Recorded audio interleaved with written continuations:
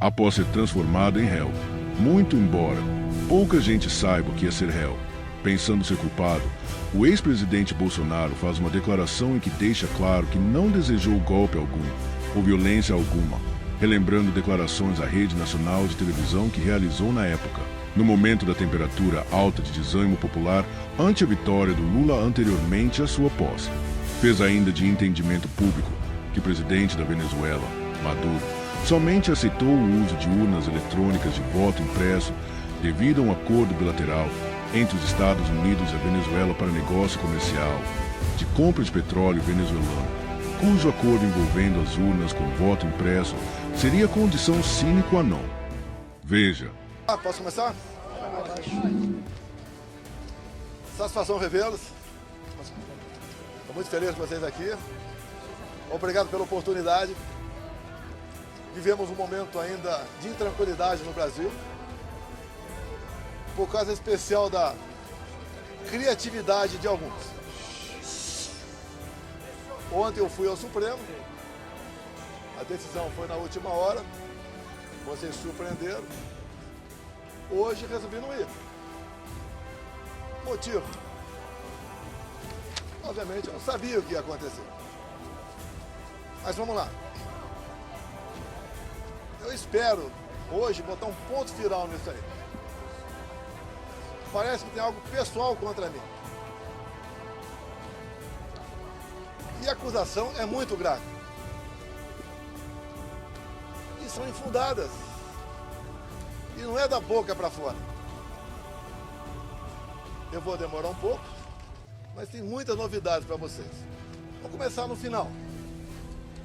Quando as eleições se acabarem. No dia 2 de outubro, 2 de novembro,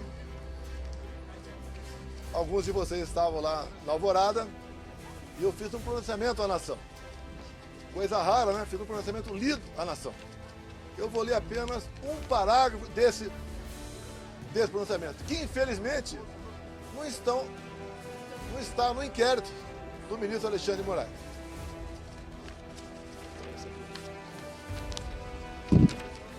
Lá, o terceiro parágrafo, bem curtinho. As manifestações pacíficas sempre serão bem-vindas, mas os nossos métodos não podem ser os da esquerda, que sempre prejudicaram a população, como invasão de propriedade, destruição de patrimônio, cerceamento do direito de ir e vir. Ato contínuo, começamos a transição. Alguns dias depois desse pronunciamento, os caminhoneiros começaram a obstruir vias pelo Brasil. Eu fiz um vídeo pedindo para que eles se desmobilizassem. Eu não tinha intenção nenhuma em parar o Brasil, criar o caos, ou estava pensando em outra coisa. Eles cumpriram esse pedido meu. Durante a transição, conduzida pelo senador Ciro Nogueira, tive um encontro no começo de dezembro, no Alvorada, com o escolhido futuro ministro da Defesa, José Múcio. Ele foi pedir um apoio para mim, para que tivesse mais acesso aos respectivos ministérios. No dia seguinte, ele foi atendido em tudo. Voltou depois a entrar em contato conosco e pediu que eu nomeasse os comandantes militares indicados pelo presidente eleito Lula da Silva. Foi que eu fiz. Em dezembro, nomeamos 2 comandantes. O outro saiu mais no final. Atendi ao presidente Lula. Se tivesse qualquer ideia de força, não deixaria os comandantes do Lula assumir. 30 de dezembro de 22, o dia que eu viajei para os Estados Unidos. Mas, antes de viajar, eu fiz uma live que, lamentavelmente, não estão nos inquéritos do senhor Alexandre de Moraes. Como hoje eu vi na mídia, já que eu estava lá, advogado reclamando de um vídeo que ele botou. mostrando a parte mais agressiva, vamos assim dizer, do quebra-quebra. E quando se fala em quebra-quebra, o próprio Zé Múcio, há pouco tempo, no programa Roda Viva, falou que o que aconteceu de Rio de Janeiro não foi golpe. Como o ex-presidente Temer falou a mesma coisa. Como o ex-ministro Jobim também falou. Depois ele voltou atrás. E na verdade, o resumo que eles falaram é o seguinte: golpe tem povo, mas tem tropa, tem armas e tem liderança. 2 anos de investigação, não descobriram quem porventura seria esse líder. Eu vi entre ontem e assisti hoje o senhor Alexandre de Moraes falar que 500 pessoas aproximadamente assinaram não persecução penal, um acordo. E ele disse, o senhor Alexandre de Moraes, que no acordo essas pessoas admitiam que estavam indo para um golpe. 500 pessoas se programando para um golpe e ninguém sabia. Também, nesses depoimentos, esse acordo, ninguém cita o meu nome. 500 pessoas, ninguém cita o meu nome.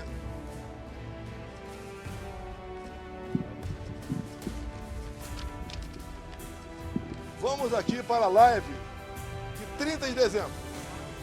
O dia que eu viajei para os Estados Unidos. Um pedacinho bem curto aqui. Mas, lamentavelmente, as imagens não estão no inquérito do Alexandre de Moraes. Ele bota o que ele quer lá. Por isso, os seus inquéritos são secretos ou confidenciais. Na live. E repito, em nenhum momento fui procurado para fazer nada de errado. Violentando, seja o que for. Eu entendo que fiz a minha parte. Estou fazendo até agora a minha parte. Hoje são 30 de dezembro. Até hoje eu fiz a minha parte dentro das 4 linhas. Não vamos achar que o mundo vai acabar dia 1º de janeiro. Vamos por tudo ou nada. Não! Não tem tudo ou nada. Inteligência. Mostrar que somos diferentes dos outros. Nós respeitamos as normas, as leis, a Constituição. Nós sabemos dar valor à liberdade.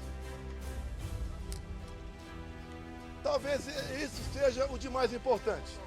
Mas o pessoal deve perguntar: por que estado de defesa? Lá atrás foi discutido o estado de sítio. Você deve se lembrar na matéria do Glenn Gulf, que passou para a Folha de São Paulo, áudios. Um dos áudios dizia: carregue num 4-2. Ele estava na dúvida do que me acusar. Estava na dúvida. Ele achou naquele momento que era melhor falar que queria dar um golpe usando o artigo 142 da Constituição. E agora, entre ontem e hoje, palavras do ministro relator, ficou convencionado por ele, está de defesa. E o decreto estava pronto para assinar. Seria então, se eu assinasse, o início do golpe. Segundo o ministro relator, configurou-se o golpe a partir desse momento. Mas, antes de uma hipotética assinatura de um decreto de estado de defesa, como está no artigo 136 da Constituição, o presidente da República tem que convocar os conselhos da República e da Defesa. Aí seria o primeiro passo. Não adianta botar um decreto na frente do presidente, de estado de defesa, e assinar, está resolvido. Não convoquei os conselhos da República e da Defesa. Nem atos preparatórios houveram para isso. Se é que você trabalhar com o dispositivo constitucional, é sinal de golpe. Golpe não tem lei, não tem norma. Golpe tem conspiração. A imprensa, o parlamento, setor do poder judiciário, setor da economia, fora do Brasil. Forças Armadas em primeiro lugar, sociedade, empresários, agricultores. Aí você começa a gestar um hipotético golpe. Nada disso houve. Agora, por que se comentou estado de defesa e estado de sítio? Para a gente desmontar de vez essa história de golpe em cima de um dispositivo constitucional. 2014, acabaram as eleições, Dilma ganhou de Aécio Neves. O que o PSDB fez? Contratou uma auditoria externa. Talvez para dar mais credibilidade ao parecer final. Conclusão, parecer final da auditoria externa contratada pela PSDB sobre eleições. As urnas são inauditáveis. Não sou eu que disse isso. Isso foi em 2015. Eleição em 2014. Desde 2012, eu já tinha ações dentro da Câmara dos Deputados pelo voto impresso. Antes de mim, Flávio Dino foi claro, dizendo que perdeu as eleições por causa do voto eletrônico. Antes disso também, Carlos Lupe, do PDT, em inserções de programa eleitoral gratuito, ele disse: eleições sem voto impresso é fraude. E foi ele que entrou com uma ação contra mim no TSE. Outros 10, 12 falavam a mesma coisa. Eu não era sozinho, não estava sozinho na defesa do voto impresso. Eu não sou obrigado a acreditar, confiar num programador. Eu confio na máquina. Não sou obrigado a acreditar num programador. Em 2015, eu, deputado Jair Bolsonaro, aprovou uma emenda numa proposta de lei eleitoral, cujo relator era Rodrigo Maia, permitindo o voto impresso. A senhora Dilma Rousseff vetou. Foi derrubado o veto. Na Câmara, algo surreal. Até o PT votou para derrubar o veto. Ato contínuo. Foi convidado pelo ministro Supremo, Luiz Fux, a ir ao TSE. Chegando lá, encontrou o ministro Fux. Estou muito bem, feliz. Ele me convidou para ir para lá. E falou que o TSE tinha tomado todas as medidas para implementar o voto impresso nas eleições de 2018. Ele falou: deputado, por falta de recurso, apenas 5% das sessões terão voto impresso. Eu falei: uma excelente referência. É mais número de eleitores do que uma pesquisa. Eu só faço um pedido para o senhor: pulverize as urnas. Ele falou: já está programado, serão pulverizadas. O TSE começou a preparar. Deu um vídeo do ministro Gilmar Mendes, do ministro Barroso, elogiando a nova urna eletrônica com a impressora do lado. Bem, poucos meses depois, por 8-3, o Supremo Tribunal Federal disse que a urna era inconstitucional. Essa ação foi proposta pela senhora Raquel Dodge na época, chefe do MP. Porque a impressão do voto, segundo o Supremo e ela, segundo o Supremo e ela, a impressão do voto colocava em risco a segurança das eleições, o sigilo do voto. Esses foram os argumentos. Deixo claro que na Venezuela só foi possível detectar fraude no ano passado por causa do voto impresso. Foi a primeira vez que a Venezuela adotou o voto impresso. Por que a Venezuela fez isso? Já que o sistema eleitoral dele era exatamente igual ao nosso. Porque houve um momento que o governo Biden queria comprar petróleo da Venezuela. E não podia comprar o petróleo sem nada em troca. Então foi feito um acordo, o governo Biden dos Estados Unidos, o governo Maduro da Venezuela e oposição. E impuseram então um voto impresso. E foi testado a primeira vez em dezembro do ano retrasado, a Venezuela, o referendo se podia ou não invadir a Guiana para tomar posse da região desse equívoco. E depois que apareceu o petróleo, a Guiana ficou um país cobiçado. E o Maduro, quando foi votar no referendo, falou: aqui você vota sim, sim, sim, sim, papelzinho, não é igual a outro país, é papelzinho dentro da urna. E o Maduro aceitou por que o voto impresso? Já que ele ia ter problema com a Maria Corina ou com o Capriles, os maiores adversários dele naquele momento. O que ele fez? Tornou-os, Maria Corina e Capriles, inelegíveis por 15 anos. Qual a acusação? Atos antidemocráticos. Subiram no carro-som e criticaram o governo Maduro. Isso passou a ser ato antidemocrático. Você começa a lembrar um pouquinho do Brasil ou não? As duas oposições mais fortes, fora da ficha eleitoral, o Maduro pensou que fosse entrar em campo e ganhar por WO. A Maria Corina organizou seu partido, organizou bases, fez movimento por toda a Venezuela, muito parecido com o meu aqui, onde a multidão ia atrás. 300 mil mortes em São Paulo, milhares de pessoas por todo o Brasil. Tiveram as eleições. A Maria Corina se organizou, vou entrar em detalhe aqui, se organizou. Quando começou a apuração, chegando a casa de 70%, o que o Maduro fez? Suspendeu. E logo depois, se autodeclarou eleito presidente da Venezuela, ou melhor, reeleito. Mas a oposição tinha boletim de urna, tinha atas. E essa questão se alastrou fora da Venezuela. Chegou-se à conclusão, então, que tinha havido fraude por parte do Maduro.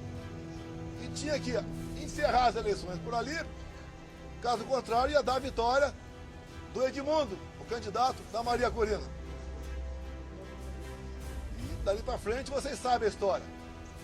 O governo brasileiro, o PT reconheceu a vitória do Maduro. O governo brasileiro, Lula da Silva, já não quis reconhecer. Houve um entreveiro entre ambos. O Maduro falou em certo momento: a sua justiça eleitoral reconheceu você vitorioso aí. A minha reconheceu aqui. Fique quieto, eu vou falar. Palavra do Maduro. O voto impresso é um direito. Como a contagem pública de votos tem que ser feita. A Alemanha não aceitou o voto igual ao nosso. Não. Desculpa aqui. Não vou respeitar você. Não vou te atender aqui. Enquanto fica aberto, ó. Então, o voto impresso, mais de 400 deputados derrubaram o veto em 2016. Quase 17. Eles estavam atacando a democracia, quem votou para derrubar o veto, atentaram contra o Estado Democrático de Direito. Agora vamos num ponto nevrálgico aqui sobre o voto impresso. Quando acabaram as minhas eleições, a última agora, em 22, o meu partido peticionou ao TSE. No dia seguinte, o ministro-presidente do TSE, Alexandre Moraes, não aceitou, mandou arquivo e nos deu uma multa de 22 milhões de reais. Alguém já viu um advogado ser multado por aí? Por peticionar alguém do Poder Judiciário? Se ele tivesse recorrido, a multa poderia passar para 200 milhões. Ou até mesmo, quem sabe, caçar o registro. Então, não tínhamos como discutir dentro da justiça eleitoral essa questão. Vamos voltar um pouquinho para 2018. Depois voltar para 22. 2018, eu ganhei no segundo turno. Uma enxurrada de votos, teve a facada. Mas, 2 dias depois do segundo turno de 2018, chegou um papel no TSE, bem fundamentado, dizendo que tinha havido fraude. O que o TSE fez na pessoa da ministra Rosa Weber, presidente? Oficiou a Polícia Federal e foi aberto o inquérito. Opa! Para investigar a eleição de Jair Bolsonaro, ganhador, tem inquérito. Para o lado de cá, quando eu perco, quando o Lula ganha, não pode nem petição. E foi aberto o inquérito, que alguns de vocês já ouviram falar sobre ele. Inquérito 1361 de novembro de 2018. Para apurar fraude. E foi dada uma atenção muito especial por determinação da presidente para resolver rápido a questão de fraude. Estava na cara que já havia havido fraude. Para me tirar e botar o Haddad. O inquérito começou a voar na mesma velocidade dessa ação contra mim. Porque o Haddad tinha que assumir. Eu fiquei sabendo desse inquérito em 21. Por que em 21? A Câmara dos Deputados começou a discutir o voto impresso. A autora da PEC, Bia Kicis, relator da PEC, Felipe Barros, do Paraná. Alguém falou de inquérito 1361 que até aquele momento eu não sabia. A comissão especial votou um requerimento e aprovou por unanimidade para buscar esse inquérito na Polícia Federal. E o Felipe Barros teve cuidado, quando pediu esse inquérito, se havia algo reservado, algo que tivesse uma classificação sigilosa para não divulgar. A resposta do delegado, não. O inquérito chegou na mesa, então, da presidente da comissão especial, Bia Kicis. Foi distribuída cópia para todo mundo. Um documento ostensivo. Eu também tive acesso.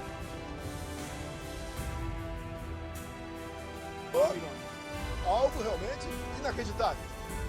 O que estava dentro do inquérito? Ato contínuo, em 22, teve uma reunião com os embaixadores do ministro Fux, com o ministro Fachin do TSE. E ele acabou essa reunião com os embaixadores dizendo o seguinte,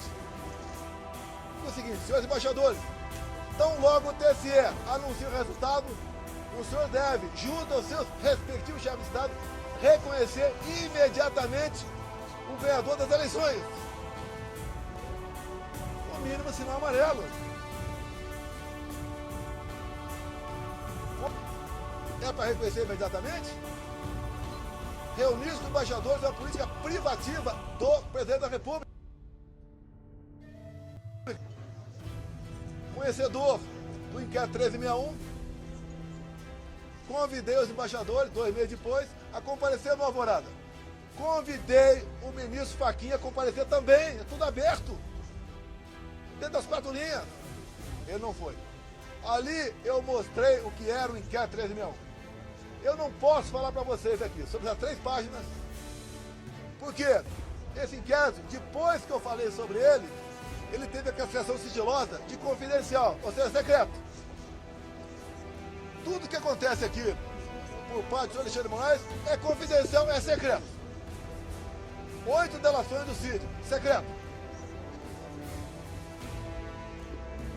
E o que está lá dentro? Que vocês podem pedir via lei à Justiça Eleitoral. Quem já pediu já sabe que é negado o acesso. Mas espera aí. Fala-se tanto em democracia, Estado Democrático de Direito. Um documento como esse, que trata da lisura sobre as eleições, a apuração de fraude contra o candidato Jair Bolsonaro, você não pode tomar conhecimento disso? Eu aprendi dele jovem que a alma é voto e o voto contabilizado. Por que você não pode tomar conhecimento desse inquérito? O que tem lá dentro? O que o ministro Alexandre de Moraes quer esconder? Vamos continuar. Estou sendo acusado de tentativa de golpe. Algo, o pessoal deve ter percebido, da forma tão incisiva como o ministro Alexandre de Moraes conduz, ou se conduz, é algo esquisito por aí. O que ele quer esconder? Apenas o inquérito 1361? digo, inquérito 1361 é 99%. Mas vamos lá. Houve interferência no TSE nas eleições de 22 ou não? Não vamos falar em fraude, possível fraude aqui, esqueçam. 100% confiável. As urnas. Mas vamos abrir o inquérito 1361. Durante as eleições de 22, o TSE influenciou, jogou pesado contra eu e a favor do candidato Lula. Eu não pude mostrar imagens do Lula defendendo o aborto. Eu não pude mostrar imagens do Lula falando que o pobre coitado rouba um celular para tomar uma cervejinha. Eu não pude mostrar imagens do 7 de setembro. Imagens do enterro da Rainha Elizabeth. De parte do meu discurso na ONU. O Lula ao lado de ditadores. Eu não podia mostrar nada. Eu não pude mostrar a imagem do Lula com o gorro CPX na cabeça, que eu reuni com embaixadores daqui. Ele foi no Morro do Alemão, se reuniu com líderes comunitários que só são eleitos com apoio do tráfico. Eu não pude mostrar nada. Na reta final, 1,5 milhão de inserções da rádio foram negados. Nordeste especial, a grande parte lá não apareceu. E quando fomos reclamar, ainda fomos advertidos. Culpado a nós. Assim se comportou o sistema eleitoral. E mais ainda, mais grave, a diferença foram 2 milhões de votos. Está no papel, 2 milhões de votos. O TSE fez uma campanha massiva para que jovens de 16, 17 anos retirassem seu título. Essa faixa etária, 75% vota na esquerda. Mais de 4 milhões de jovens retiraram o título. Só aí dá uma diferença a mais, ponto candidato, 2 milhões de votos. Mas uma lei eleitoral, para ter eficácia, ela tem que ser sancionada 1 ano antes das eleições. As resoluções, 6 meses antes. Entre o primeiro e segundo turno de 22, houve a resolução do TSE. Era para censurar. Até a ministra Carmen Lúcia falou o quê? Olha, eu sou contra a censura, mas um momento aqui especialíssimo. Vou votar sim. E o Alexandre de Moraes aprovou uma resolução entre o primeiro e o segundo turno, proibida por lei, com mais força ainda. A justiça eleitoral foi para cima do pessoal da direita, desmonetizando páginas, derrubando páginas, prendendo gente. Fizeram barbaridade contra a minha pessoa. A justiça eleitoral se comportou corretamente, dado que eu falei aqui, sim ou não? Eu que sou golpista? Eu que sou golpista? Esses 2 vídeos aqui estão nos autos do inquérito. Os advogados reclamaram de um vídeo que estava hoje, foi mostrado aqui no TSE. Eu sou culpado. Repito, na relação do sítio, ele diz que o partido do princípio está tudo certo na relação dele. Ele diz ali que ficou sabendo do 8 de janeiro, de 8 de janeiro.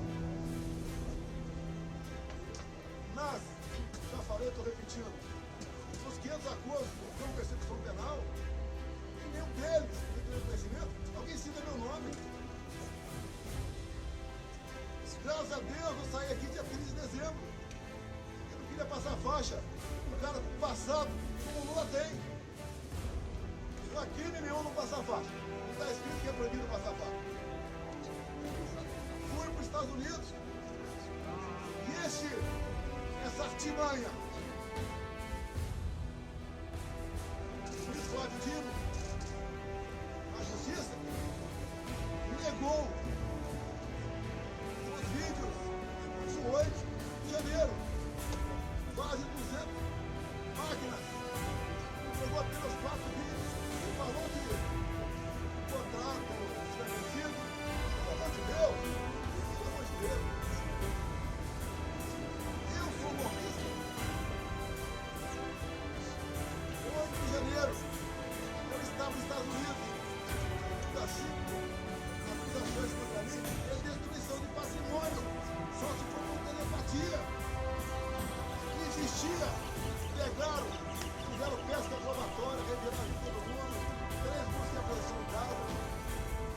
acharam nada a meu respeito. O próprio Cid falou que os militares estavam de férias no Rio de Janeiro. Daí invento, ao Lula ia assinar uma GLO. Se assinar é problema dele, pô. Vai dar golpe pro comandante do Lula? Se os meus tivessem bandido, ia até ter uma elucubração nesse sentido. Os comandantes jamais embarcariam numa aventura. Discutir, como disse o então comandante do Exército, meu, discutir hipóteses que dispositivos constitucionais não é crime.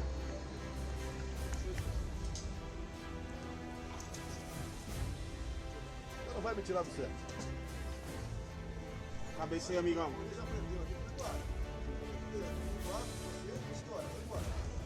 Cabeça, amigão. Vou abrir a segunda. Só ouvido.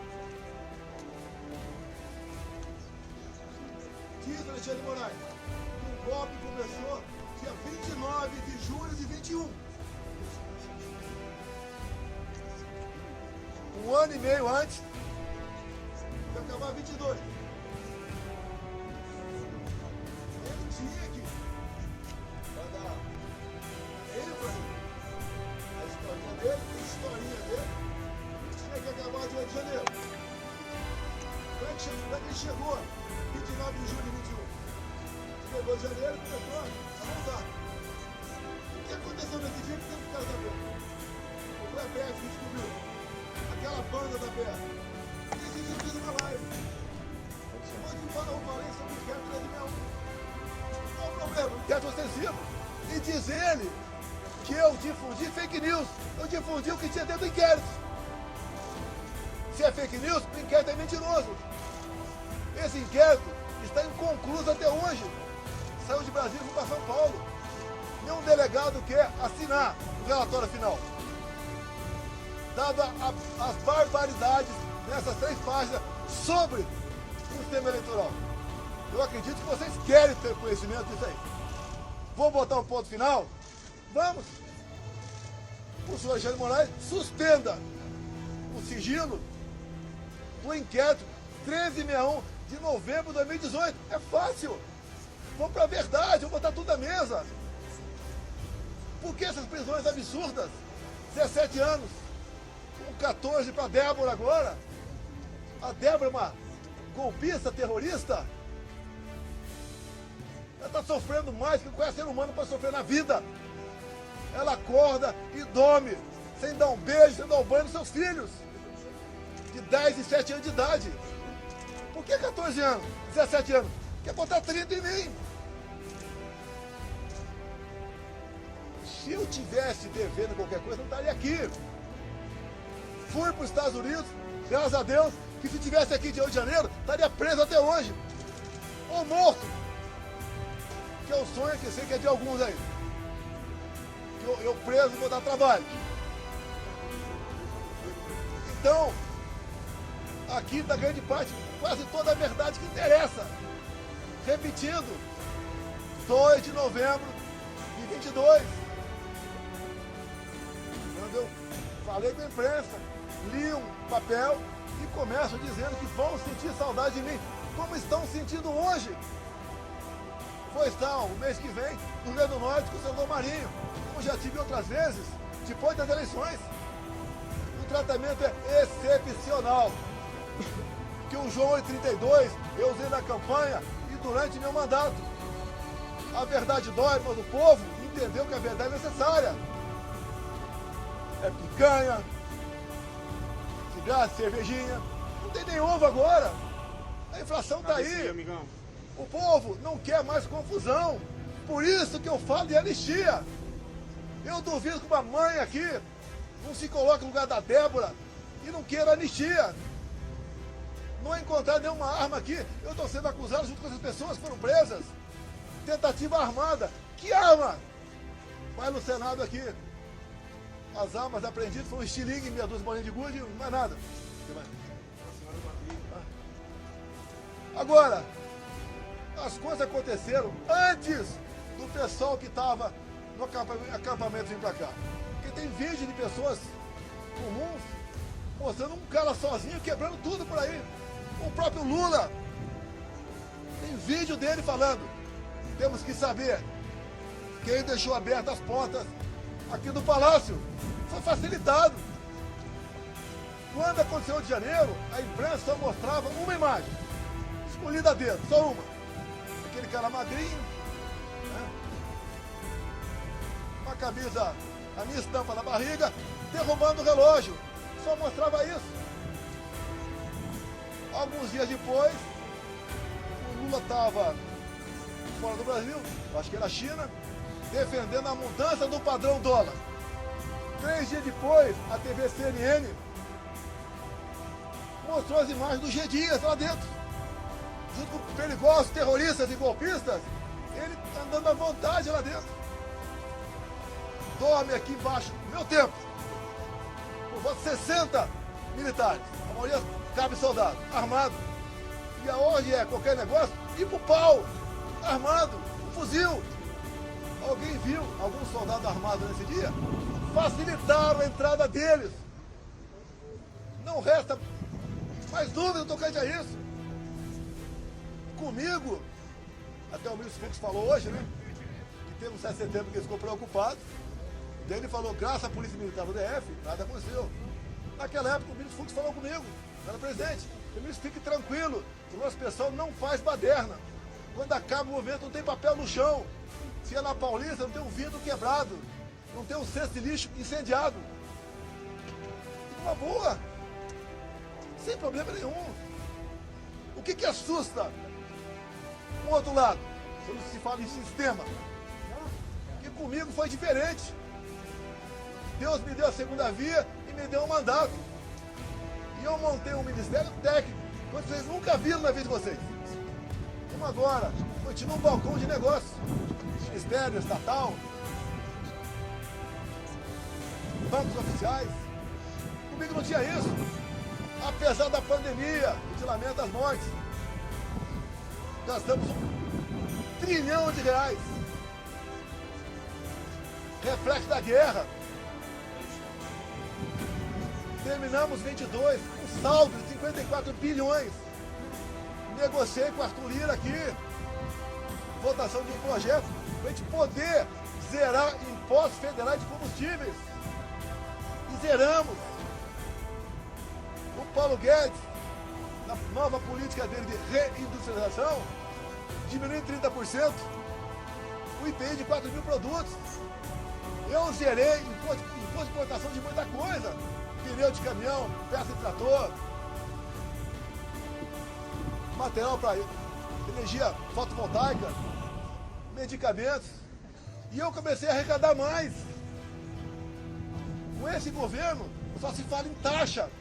O Lula só acerta quando ele revoga uma medida sua ou de um ministro seu. Com a portaria de carimbar a validade do ovo. Ele só acerta quando revoga. A imprensa fala que, parte da imprensa que Copacabana flopou. Flopou. Eu não sei quantas pessoas tinha lá. A USP, o pessoal com cabelo colorido, falou que tinha 18 mil. Eu tinha um quarto de Maracanã. Um quarto de Maracanã. A PM falou 400 mil. Mas nós levantamos. E tinha mais de 3 milhões de pessoas assistindo na internet. Como, por exemplo, Rádio Ouro Verde. Corrigindo aqui 3 milhões e meio de pessoas. E quando eu falei em concentrar no Rio, com todo respeito aos parlamentares do meu lado, se ele fizesse um movimento na cidade dele, ia ter uma certa repercussão. Eu queria que o pessoal ouvisse o que eu falei, o que o Malafaia falou, o que o Nicolas falou. Vamos mudar um pouco esse repertório para São Paulo. Ver se a Damares fala, a Michele volta para lá porque ela estava em convalescença. Agora, dia 30, agora, vai ter um movimento da esquerda, estou até promovendo, o movimento da esquerda em São Paulista. Qual é a pauta? Prisão para o Bolsonaro. E sem anistia. Lá não tem mãe, não. Não se coloca no nada dela. Vamos ver quantas pessoas vão para lá. Na semana seguinte, 6 de abril, vai ter o nosso. Tudo acertado com o Tarcísio. Devemos ter pelo menos 6 governadores. mais de 50 parlamentares. Vamos continuar nessa luta da anistia. A anistia é perdão, é passar a borracha, é fazer o Brasil voltar à sua normalidade. Eu não quero confronto. Eu quero o bem-estar do meu povo. Não tenho obsessão pelo poder, tenho paixão pelo Brasil. E quando alguns falam inelegível, por que eu estou inelegível? Porque me reuni com embaixadores? Não foi com traficante no Morro do Alemão, não. Abuso de poder político? Qual voto eu ganhei junto a embaixadores? A outra inelegibilidade, abuso de poder econômico. Acabou aqui o 7 de setembro. Com toda certeza, 1 milhão de pessoas aqui, parecia uma plantação de girassol amarelo. Deixei minha faixa, acabou o 7 de setembro. A estrutura dos palanques que estavam por lá de lá, subi no carro de som Cine Malafaia. E ali eu fiz o pronunciamento. E que coisa ridícula. Por ocasião da votação da minha elegibilidade, o ministro Alexandre de Moraes, falando, inclusive, ele fez um coro de imbrochável. O que é isso? Eu falei com o cara que estava lá embaixo, aquela medalha minha, não foi no microfone. E se tivesse falado, qual é o problema? Pô, agora tá um grito aí para aquele lugar que eu vou. Chip. Qual o problema? Qual o problema? Alguém viu corrupção com estatal comigo? Acabaram com os Correios. Viu o rombo do Banco do Brasil? Como é que era, por exemplo, Ponte de Santos? Dava prejuízo anual de 500 milhões. O Tarcísio assumiu o ministério. Passou a dar lucro de 500 milhões. Para onde ia esse 1 bilhão de reais? Ia para o bolso de alguém, que obviamente começou a trabalhar contra mim. Perdeu 1 bilhão por ano.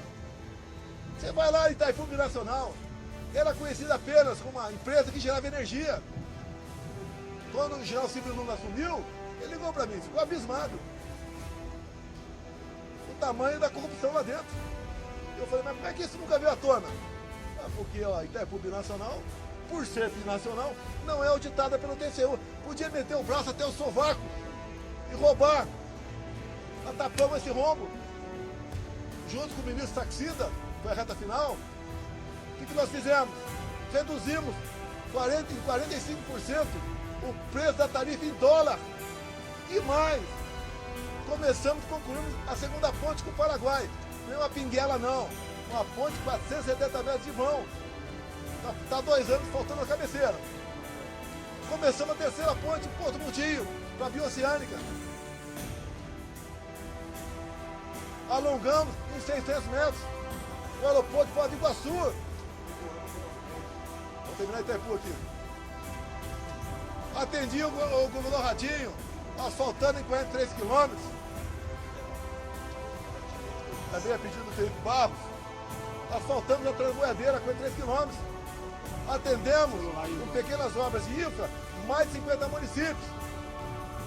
O então secretário da Pesca, Jorge Seife, começou a tratativa com o Paraguai, mas nós praticamos a piscicultura no Lago de Foz.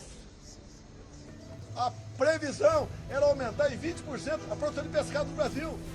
Faltou o último passo, que mesmo do nosso lado tinha que ter autorização do Paraguai. Mais um exemplo do estatal, que deixar de meter a mão nela. Os bancos do Brasil, Caixa Econômica, BNDES, cada diretoria era um partido, ou um grupo que trabalhava lá, não pelo banco, para si. Eu tive uma vez uma pessoa muito importante, né? Foi me visitar e tinha um problema no Banco do Brasil. Era um problema de quase 2 milhões de reais.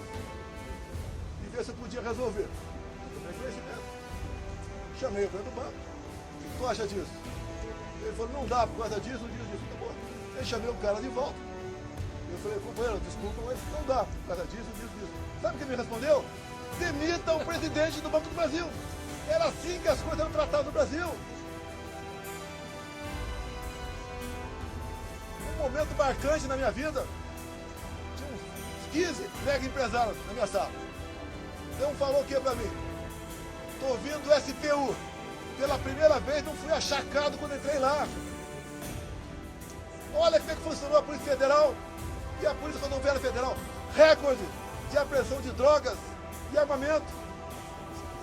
Olha o campo.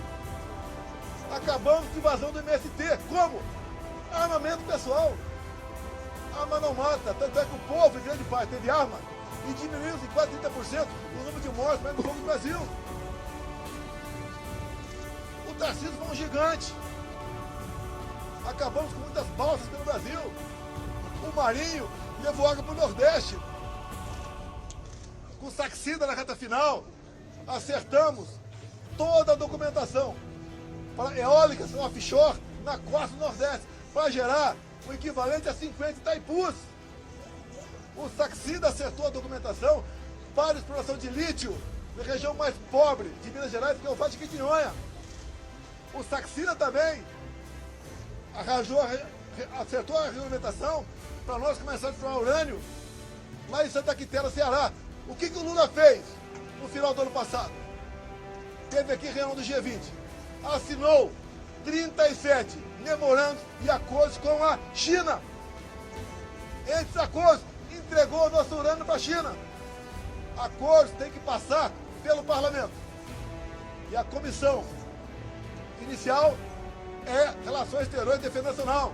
Por isso, eu me empenhei, junto com o nosso partido, ninguém foi violentado por causa disso, a indicação seria do Eduardo Bolsonaro. Com toda a certeza, pressão de fora, bateu aqui dentro. O Lula quer botar o Brasil no colo da China. É só vocês da imprensa tomarem conhecimento dos 37 memorandos e acordos.